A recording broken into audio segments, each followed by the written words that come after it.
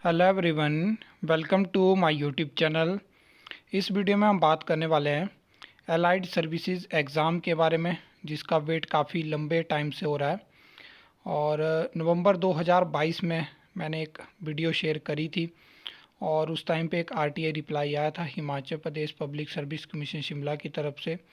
और उस आरटीआई में उन्होंने बताया था कि हमारे पास अलग अलग डिपार्टमेंट, बोर्ड और कॉरपोरेशन की तरफ से जो है वो वैकेंसीज़ पहुंची है, और जो कि एलाइड सर्विसेज एग्ज़ाम के माध्यम से एडवर्टाइज़ होती हैं।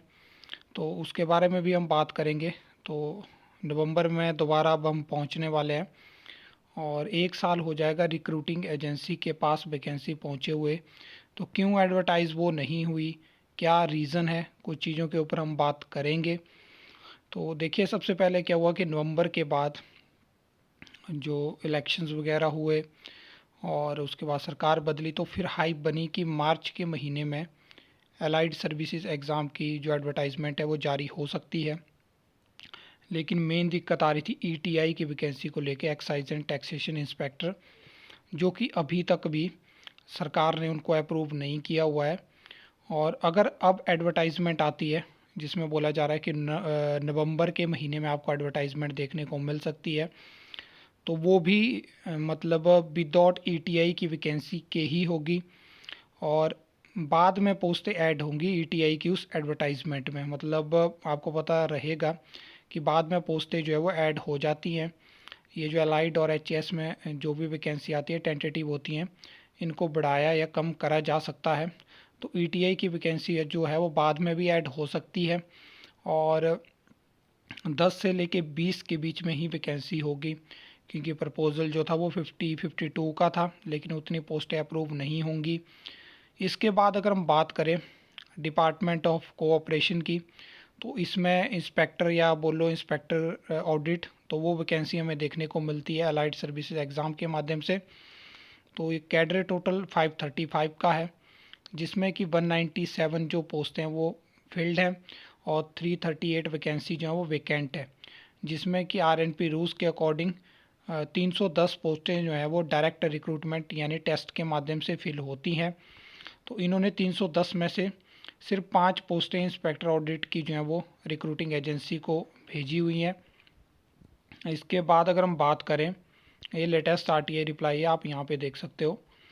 इसके बाद अगर हम बात करें तो इलेक्शन कानूनगो की पोस्टें मैंने आपको ये पहले बताई थी कि 18 पोस्टें डायरेक्ट रिक्रूटमेंट की वैकेंट है, जिसमें कि 15 पोस्टें जो है वो Himachal Pradesh public service commission Shimla भेजी हुई हैं। तो ये भी लेटेस्ट आरटीआई रिप्लाई है। इसके बाद मैंने आपको इंस्पेक्टर ऑडिट की वैकेंसी बताई 5, तो उसका ब्रेकअप आप देख सकते हो। ये उसका ब्रेकअप रहने वाला है। जनरल की 1, general ward of freedom fighter की 1, एससी की 2 और एससी बीपीएल की 1। तो ये टोटल 5 वो वैकेंसी है, उनका ये ब्रेकअप है। इसके बाद जो है वो इंस्पेक्टर ग्रेड 1, ये वैकेंसी भी इसमें food civil supply and consumer affairs में। तो यहाँ पे 9 पोस्टें जो है वो डायरेक्ट रिक्रूटमेंट की वैकेंट हैं, जिसमें कि 3 पोस्टें जो है वो Himachal Pradesh public service commission Shimla भेजी गई हैं। तो कुछ इस तरह से मैंने आपको सारी वैकेंसी के बारे में बता दिया और ये वैकेंसी आपको एलाइड सर्विसेज एग्ज़ाम के माध्यम से देखने को मिलेगी। और ईटीआई की मैंने आपको बता दिया कि बाद में ऐड हो सकती हैं अगर उनको पहले अप्रूवल नहीं मिलता, और हाई चांसेस हैं कि उनको अप्रूवल नहीं मिलेगा, वो बाद में ही ऐड होंगी। तो उस हिसाब से है। बाकी जो भी लोग एलाइड सर्विस एग्ज़ाम का वेट कर रहे हैं, तो आप लगातार Himachal Pradesh public service commission Shimla call करते रहिए। उनको बोलिए कि आप क्यों एडवर्टाइजमेंट नहीं निकाल रहे हो, क्योंकि लेक्चरर की वैकेंसी इसी तरह निकली हुई हैं।